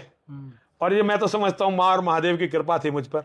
मैं वहां बैठा और माँ ने और महादेव ने बड़ी ऊर्जा मुझे दी, और माँ और महादेव की कृपा से अब तो मुझे लगता है कि मेरा शायद जन्म ही कई जन्मों का रिश्ता डासना के देवी मंदिर से है। तो कब बने वहां महंत? 2005 के आसपास। 2005 के आसपास। तब से आप उस इलाके में आप महंत हैं, किसी की हिम्मत नहीं हुई कि वो मंदिर खाली कराए। नहीं, किसी की हिम्मत आमने सामने लड़ने की नहीं हुई। षड्यंत्र लोग बुनते रहते हैं, लेकिन आमने सामने अब तो बहुत ज्यादा षड्यंत्र बुनते रहते। देखिए डासना वो जगह है, डासना कस्बे से पीएफआई को एक दिन में 40 करोड़ रुपए का चंदा इकट्ठा होकर गया था। एक दिन में 40 करोड़ का चंदा मेरी हत्या करने के लिए। तो षड्यंत्र बनते रहते हैं, वो पूरी ताकत लगाए हुए हैं, लेकिन मां और महादेव की कृपा, केवल मां और महादेव की कृपा। मेरी मौत का दिन, मेरी मौत की तारीख, मेरी मौत का समय मेरी मां और मेरे महादेव ने तय की है। जब वो चाहेंगे तल चल देंगे यहां से। तो फिर डासना से फिर जूना अखाड़ा से कैसे आपका संबंध बना? देखिए जूना अखाड़ा से मेरा संबंध वो भी इसी तरह से हुआ। नारायण गिरी जी महाराज ने मुझे जूना अखाड़े में जोड़ा। हरिजी गिरी जी महाराज जो जूना अखाड़े के अंतर्राष्ट्रीय संरक्षक हैं, उन्होंने मुझे बुलाकर महामंडलेश्वर बनाया। मैं बहुत ऋणी हूं उनका। उन्होंने मुझे जूना अखाड़े से जोड़ा और उन्होंने मुझे वादा किया कि तुम जो काम कर रहे हो, जूना अखाड़ा इस काम में हमेशा तुम्हारे साथ रहेगा। तो साथ है? हाँ साथ है, जूना अखाड़ा मेरे साथ है, हर तरह से साथ देते हैं। अवधेशानंद गिरी जी साथ हैं? अवधेशानंद गिरी जी भी साथ हैं, उनका भी आशीर्वाद है, लेकिन वो सरकार। इसलिए पूछ रहा हूँ क्योंकि जो पालघर संतों के साथ हुआ, जूना अखाड़ा से जुड़े हुए थे, और अवधेशानंद गिरी जी का बयान भी आया था कि लोग सड़कों पे उतरेंगे, जूना अखाड़ा के लोग उतरेंगे, पर देखा कि कोई कुछ नहीं किया। अपने अखाड़ा के 2 साधु मर गए, तो जूना अखाड़ा ने कुछ भी नहीं किया। देखिए मैं तो पे आके विरोध भी देखिए जूना अखाड़ा भी, देखिए दिक्कत क्या है, हिंदुओं की घटती हुई जनसंख्या ने सबके घरों में जो एक बेटे की बीमारी आ गई ना संदीप भाई, इसने हिंदुओं को इतना कमजोर कर दिया है कि अब केवल बूढ़े साधु रह गए हैं। जवान लड़के साधु बन ही नहीं रहे हैं। सारे अखाड़े, सारे मंदिर लगभग खाली पड़े हुए हैं। तो जूना के पास तो बहुत पैसा, अभी भी पैसे से क्या होगा? कुंभ में तो 5 स्टार व्यवस्था उनकी। तो 5 स्टार व्यवस्थाओं से क्या कोई योद्धा थोड़ी पैदा हो जाएंगे? 5 स्टार व्यवस्थाओं से योद्धा नहीं पैदा होते। जूना अखाड़ा हो या कोई भी अखाड़ा हो, आज इस स्थिति में नहीं है कि कोई लड़ाई सड़कों पर लड़ा जाए। अब साधुओं में वो बात नहीं। देखिए अगर साधुओं में वो बात होती, कभी 1857 के स्वतंत्रता संग्राम में सन्यासियों ने बहुत बड़ी भूमिका निभाई। वो समय चले गए, वो समय चले गए, अब वो समय नहीं है। लेकिन खैर कोई बात नहीं, जूना अखाड़ा फिर मजबूत होगा। पालघर में जो बहुत अच्छा, एक तो सबसे बड़ी बात क्या हुई, जब से हमारे अखाड़े हिंदू संगठनों पर डिपेंड हो गए ना, तो अखाड़ों का क्षरण हो गया है। जूना अखाड़ा से भी जुड़ गए, महामंडलेश्वर भी आप हो गए, वहाँ आप डासना के महंत हैं। इधर आप पर बहुत जानलेवा हमला हुआ, आपको उत्तर प्रदेश पुलिस ने आपको सुरक्षित किया, निकाला, क्या हुआ था उसके बारे में भी लोग जानना चाहते हैं। और मंदिर पे मतलब हजारों की संख्या में जिहादियों ने हमला किया था, जो बहुत खतरनाक था। तो ये वो क्या घटना थी और आप कैसे बचे? देखिए बचाया तो मार महादेव ने बचाया था मुझे। ये हुआ क्या था कि एक बात मैंने कही थी, रावण का और मोहम्मद का जब हम कंपैरिजन करते हैं तो रावण तो कुछ दिखाई नहीं देता भाई। मैंने आपको हमारे यहाँ बहुत सारे ऐसे भी लोग हैं जिन्होंने भगवान राम को इमाम हिंद कहा, और वो भी ऐसे लोगों ने जो अपने आप को हिंदूवादी मानते हैं, हिंदुओं का ठेकेदार मानते हैं। मैं ऐसे मूर्खों को ये बताना चाहता हूं कि इमाम हिंद भगवान राम को कहना सनातन धर्म का इससे बड़ा अपमान नहीं हो सकता। इमाम हिंद का कहने का अर्थ है कि मोहम्मद का चाकर, मोहम्मद का गुलाम, मोहम्मद की एक चौकी का चौकीदार। भगवान राम को, मतलब हिंदुस्तान को, उन्होंने हिंद को एक चौकी मानी मोहम्मद के, उसका चौकीदार भगवान राम को बना दिया। जबकि मेरा एक मानना है, एक कहना है कि राम और कृष्ण तो छोड़िए, अगर मोहम्मद की तुलना अगर मोहम्मद की तुलना कंस, रावण और दुर्योधन से भी करते हैं तो भी यह सनातन के प्रति बहुत ही बड़ा अपराध है। हमारा बड़ा से बड़ा खलनायक, बड़ा से बड़ा जो हमारे यहाँ बुरा व्यक्ति माना जाता है, मोहम्मद के बराबर वो नहीं हो सकता। तो मैं लोगों से सिर्फ ये कह रहा था कि हमने बहुत दिनों तक रावण के पुतले जलाए, अब भाई रावण के पुतले जलाने बंद करो। रावण से भी बड़े अपराधी जो समाज में हैं, जिनके कारण हमारी लाखों बहनें, लाखों बेटियां, लाखों बहनें नहीं करोड़ों बहनें, करोड़ों बेटियां बर्बाद हुई, हमारे लाखों मंदिर टूटे, हमारे करोड़ों आदमी, अब उनके पुतले जला लो भाई। तो बात मुसलमानों को बहुत बुरी लगी। उनकी एक भीड़ ने 10 साल से 20 साल तक के बच्चे थे इस भीड़ में, उन्होंने मंदिर पर अटैक कर दिया।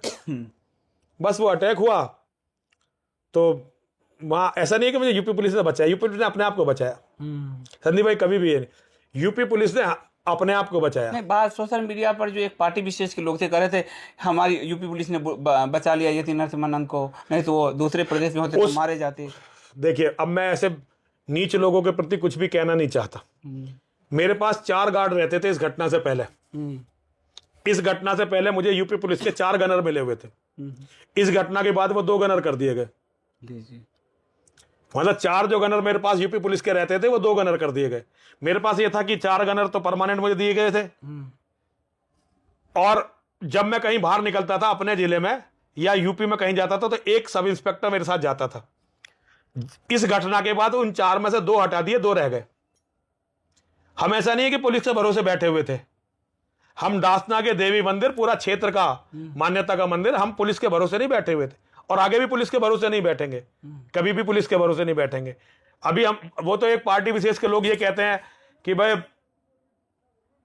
अगर पुलिस ना हो, जैसा कि ओवैसी ने कहा 15 मिनट पुलिस हटा लो, तो बहुत सारे पार्टी वाले कहते देखा ओवैसी को पता बीच में पुलिस ना हो तो क्या हो जाए। मैं कहता हूं ये पुलिस हमें नहीं बचा रही, पुलिस उन्हें बचा रही है। और ये फैक्ट है संदीप भाई, पुलिस लगातार हिंदुओं को कमजोर करने पर लगी हुई है। जैसे वो हमला हुआ, अगर पुलिस नहीं रहती तो फिर जवाबी कार्रवाई आप लोगों की तरफ से होती? बहुत मजबूत कार्रवाई होती। हमारे उस क्षेत्र में कम से कम 250 ऐसे शिष्य हैं जिनके पास अपने हथियार है, लाइसेंस वाले। अगले 10 मिनट में वहां लोग इकट्ठे होने शुरू हो गए थे, हमारे भी लोग। जैसे लोगों को पता लगना शुरू हो गया था कि मंदिर पर हमला होने वाला, हमारे लोग भी इकट्ठे होने शुरू हो गए थे। तो मतलब पुलिस ने उनको प्रोटेक्ट किया? दोनों, वहां पुलिस ने उनको ज्यादा प्रोटेक्ट किया। हमारा तो पुलिस ने उत्पीड़न किया है उस पूरे पीरियड में। तो आपको कहां ले गए, कैसे उठाया आप? मुझे पुलिस ने मंदिर से मुझसे रिक्वेस्ट की थी, पुलिस ने, कमिश्नर ने आके, हमारे यहाँ जो डीसीपी था उसने आकर रिक्वेस्ट की थी कि स्वामी जी आप यहां से चलिए। 3 दिन मुझे रखा पुलिस लाइन में। और देखिए पुलिस लाइन में उन्हें पता था कि कोई भी मुसलमान मेरी हत्या कर सकता है। 3 दिन जब मैं वहां पुलिस लाइन में था तो सारे मुसलमान अफसर जो यूपी पुलिस के सिपाही, कांस्टेबल, दरोगा थे, उन्हें वहां से हटाना पड़ा। ये तो पुलिस फोर्स की स्थिति है। फिर मुझे वहां से बड़ी रिक्वेस्ट करके उन्होंने हटाया और एक ऐसे व्यक्ति से मेरी बात करवाई जिनका मैं सम्मान करता हूं, मैं नाम नहीं लूंगा। तो उनके कहने से मैंने वहां से छोड़ दी जगह। मुझे लगा कि बेकार का विरोध नहीं करना चाहिए, लेकिन ये नहीं है कि वो हमें नहीं बचा रहे वो। तो आप पे अभी एफआईआर है? एफआईआर है। कितने एफआईआर हैं? एफआईआर बहुत है, एफआईआर बहुत है। मुझे याद भी नहीं, मैं ध्यान में नहीं देता, जब तारीख होती चली जाता हूं। अगर मैं ज्यादा एफआईआर की चिंता करूंगा तो रहूंगा ही नहीं। लेकिन आपके खिलाफ तो जुबैर ने भी मोर्चा खोल दिया था। वो जुबैर से मोर्चा खोल दिया था। हमारी डॉक्टर दी त्यागी लड़ तो रही है, अब जुबैर की नाक में दम कर दिया डॉक्टर साहब ने, हमारी ने। जुबैर की नाक में दम कर रखा है हम लोगों ने भी। जुबैर या कोई भी इस्लाम का जिहादी हमें कमजोर ना माने। पर जुबैर को दिल्ली पुलिस जब क्लीन चिट देती है, कहीं आपको पीड़ा होती है? देखिए नहीं, मुझे बिल्कुल अब पीड़ा नहीं होती। पुलिस के लिए कह रहा हूं। नहीं, मुझे पीड़ा नहीं होती, क्योंकि मैंने मान सिंह के इतिहास को पढ़ा है, मैंने महाराणा प्रताप के इतिहास को पढ़ा। महाराणा प्रताप, चाचा ताऊ, सगे भाई जो मिला के 26 भाई थे उस समय। चाचा ताऊ के एक पिता के जो मिला के 26 भाई थे। अकेले महाराणा प्रताप इस्लाम से लड़ रहे थे, 25 भाई अकबर के साथ थे। तो मुझे ये क्या पीड़ा देंगे? मैंने इतिहास को पढ़ा है ना। मैंने पढ़ा है कि शिवाजी के पिता, उन्होंने बीजापुर की आदिल ताई से समझौता कर रखा था कि जिस दिन शिवाजी को पकड़ लूंगा, पकड़ के तुम्हें दे दूंगा। क्या बात की पीड़ा? शिवाजी को किसने मरवाया? शिवाजी के बेटे को किसने मरवाया? तो मुझे अब इन बातों की पीड़ा होनी बंद हो गई है। और जो आज के सत्ताधारी हैं, इनसे मैं हर चीज की आशा रखता हूं। हर चीज की आशा रखता? हर चीज की आशा, अच्छी आशा नहीं रखता। मैं समझ गया। इनसे मैं हर उसकी आशा रखता हूं कि ये हिंदुओं को बर्बाद करने कुछ भी कर सकते हैं, कुछ भी कर सकते हैं। मतलब देखिए असल में क्या है, हम जिन्हें योद्धा समझते हैं असल में वो व्यापारी है, और वो अपने व्यापार कर रहे हैं, उनका वो व्यापार है। एक दिन में वो हेलीकॉप्टर पकड़ेंगे और देश छोड़ के चले जाएंगे। संदीप भैया बहुत बड़े पत्रकार हैं, मेरे पास इस संसद का डाटा नहीं है, लेकिन इससे पहली जो संसद थी 2019 से लेकर 2024 तक वाली जो संसद लोकसभा थी, एक भी सांसद ऐसा नहीं था जिसके बच्चे हो और बच्चों के पास विदेश की नागरिकता ना हो। ये जो अफगानिस्तान के और जो राष्ट्रपति था वो तो मूर्ख निकला, अपने हेलीकॉप्टर में डॉलर भर के भाग रहा था। हमारे वालों ने पहले ही विदेश में इंतजाम कर रखा है, आखिरी दिन तक वो पैसा बना रहे हैं, पैसा बनाते रहेंगे। आप जरा पता करिए कि ये जो कतर का सुल्तान अभी भारत में आया था, जिसकी बॉडी लैंग्वेज आपने देखी होगी, जो एकदम भेड़िए की तरह चल रहा था, और उसके सामने हमारे लोग बिल्कुल जैसे पालतू कुत्ता होता उसकी तरह चल रहे थे। वो कारण क्या है? क्योंकि हमारे देश के बड़े बिजनेसमैनों का, बड़े व्यापारियों का, और बड़े नेताओं के बच्चों का, और बड़े अफसरों के बच्चों का बहुत बड़ा व्यापार कतर से है, बहुत बड़ा व्यापार कतर से है। तो यहां कोई देश सेवा नहीं हो रही है, यहां कोई हिंदुओं की सेवा नहीं हो रही है, यहां केवल व्यापार बढ़ाया जा रहा है। हर चीज में व्यापार, हर बात में व्यापार, हर चीज बेची जा रही है। केवल। तो ये हिंदू कब समझेगा? आप नहीं, हिंदू को आपने इतनी लंबी 97 से आप लड़ रहे हैं और मतलब 20 अब 30 साल हो जाएंगे आप। क्या मतलब ये क्या हो गया? 30 साल क्या है संदीप भाई? क्या मैं सावरकर से बड़ा हूं? क्या मैं बाजीराव से बड़ा हूं? क्या मैं बंदा बैरागी से बड़ा हूं? क्या गुरु गोविंद सिंह जी महाराज से बड़ा हूं? क्या मैं मतलब नाथुराम गॉडसे जी से बड़ा हूं? ऐसे मेरे जैसे करोड़ों लोग ऐसे ही आए और लड़के चले गए। महाराणा प्रताप, राणा सांगा को उनके लोगों ने जहर दिया था मुसलमानों से मिलकर। तो जब आपको ये शास्त्र पता है और आपको अपनों लोगों का भी पता है, आप इतिहास पढ़ रहे हैं, आप जानते हैं, तो फिर ये क्या जिद है आपकी? ये क्या लड़ाई है? नहीं, मेरी लड़ाई जिद नहीं है। देखिए, मुझे ये भी पता और मुझे गीता भी पता है। मैं एक ऐसा व्यक्ति हूं जिसे गीता कंठस्थ है। मुझे योगेश्वर हमेशा बताते हैं कि मुझे मेरा कर्म करना है, मैं अपना कर्म कर रहा हूं। मेरा कर्म है अपने धर्म के शत्रुओं से लड़ना और या तो उन्हें मिटा देना या खुद मिट जाना। विजय मिले या वीर गति, सब महादेव के नाम, जीते जी रण छोड़ के जाना वीरों का नहीं काम। मैं अंतिम समय तक ये युद्ध का मैदान नहीं छोड़ूंगा। अभी छावा पिक्चर आई है, पिक्चर में बहुत सारी बातें हैं, बहुत कुछ नहीं दिखाया, लेकिन फिर भी ऐसी पिक्चर मैंने देखी नहीं थी। संभाजी, रानी पद्मिनी, उसे बस मुसलमान के यहां जाके तो रहना था, सारे सुख मिलते। 16,000 नारियों के साथ, मेरी माताओं के, मेरी बहनों के, मेरी बेटियों के साथ, 1-1 साल की बच्चियां थी उसमें, 6-6 महीने की बच्ची थी, 1-1 दिन की बच्ची थी, उनके साथ अग्निकुंड में कूद गई। मैं हूं क्या? नरसिंहानंद है क्या? कुछ भी नहीं है नरसिंहानंद। हजारों, लाखों, करोड़ों लोग सब कुछ जानते पूछते इस्लाम से लड़ते हुए मारे गए हैं, और केवल वही मानव हैं जो इस्लाम के सामने झुक गए, जिन्होंने मुसलमानों से हाथ मिला लिए। वो कल भी गद्दार थे, आज भी गद्दार हैं और कल भी गद्दार रहेंगे। मेरा ये जन्म खत्म होगा, मैं फिर जन्म लेकर आऊंगा। इस्लाम के सामने झुकने वाले, इस्लाम से समझौता करने वाले, इस्लाम के हाथों बिकने वाले लोग, ये जीवन खत्म होते ही नरक में भी जाने के लिए तरस जाएंगे। ब्रह्म पिशाच होकर अपनी बहन बेटियों की मृत्यु का, के पाप का, जो लाखों लोग उनके कारण मरेंगे, उनके पाप के कारण हमेशा हमेशा के लिए इस ब्रह्मांड में भटकते रहेंगे। ना उन्हें स्वर्ग मिलेगा, ना मोक्ष मिलेगा। एक बार उनके पूर्व जन्म के कर्म में कितने बड़ा पद मिल गया, लेकिन अब अगर उन्होंने इस्लाम से हाथ मिलाया, अधर्म से हाथ मिलाया, सनातन के शत्रुओं से हाथ मिलाया, अब उन्हें कुछ नहीं मिलना। उनकी ये अतृप्त आत्माएं भूमंडल में इसी तरह भटकती रहेंगे ब्रह्मांड में। आपने धुंधुकारी का नाम सुना है? आप तो इतने धार्मिक व्यक्ति हैं, जैसे धुंधुकारी प्रेत बनकर भटकता रहा था। सनातन के सारे द्रोही, क्योंकि धुंधुकारी ने जो अपराध किया माता और पिता के प्रति किया था, तो भगवान उसे क्षमा कर सकते थे, लेकिन जो धर्म के द्रोही होते हैं, जो धर्म से विश्वासघात करते हैं, उनकी कोई क्षमादान धरती का कोई भगवान नहीं कर सकता। धर्म के द्रोही कभी किसी भी कीमत पर नहीं बख्शे जाएंगे। मैं धर्म को जानता, वो नहीं जानते। अंतर सिर्फ इतना है, उन्होंने अपने वेदों को नहीं पढ़ा, उन्होंने गीता को नहीं पढ़ा, पर वो श्लोक तो बड़े बोलते हैं। वो श्लोक बोलते हैं, उन्होंने रट लिए श्लोक। वो है ना, एक बहेली की कथा है ना, बहेलिए को मतलब कबूतर सिखाता है, भाई बहेलिया आएगा, दाना डालेगा, जाल बिछाएगा, दाना डालेगा, पर तुम फंसना मत। अब वो इसी तरह पढ़ते पढ़ते अपनी आत्मा बेच रहे हैं। मैं नहीं बेचूंगा, नहीं बेचनी। मैं आखिरी सवाल आपसे महाराज जी, आप उसी वंश से हैं, रामधारी सिंह दिनकर जी के वंश से। जी जी। 4 लाइन आपने, उनकी कविता आप बहुत अच्छा सुनाते हैं, तो मैं चाहूंगा रश्मि रथी की 4 लाइन सुना के जो है इस पॉडकास्ट। हे मित्र सुनो अब साथ चलें। आपने बहुत अच्छी बात की, मैं एकदम उबलता हूं जब मैं दिनकर के बारे में चर्चा करता हूं ना, मैं उबलता हूं। हे मित्र सुनो अब साथ चलें, अब और पंथ क्या शेष रहा, संकटापन्न जीवन समान है बीच सिंधु में महायान। उस ओर शांति जिस ओर विजय, अब और नया क्या हो निश्चय। जय मिले बिना विश्राम नहीं, इस बार संधि का नाम नहीं। हे मित्र चले अब धनुष धरे, रण में चलकर कुछ काम करें। देखे हैं कौन प्रलय उतरा, जिससे डगमग हो रही धरा।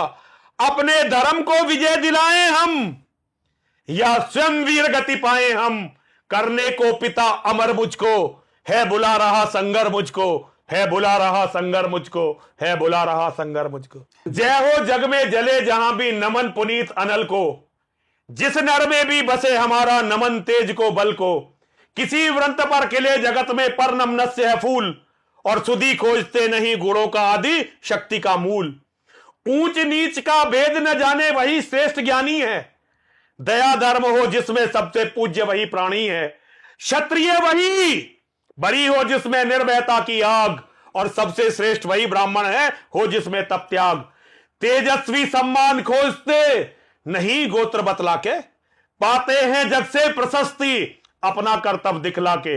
और हीन मूल की ओर देख जग गलत कहे या ठीक, वीर खींच कर ही रहते हैं इतिहासों में लीक, वीर खींच कर ही रहते हैं इतिहासों में लीक।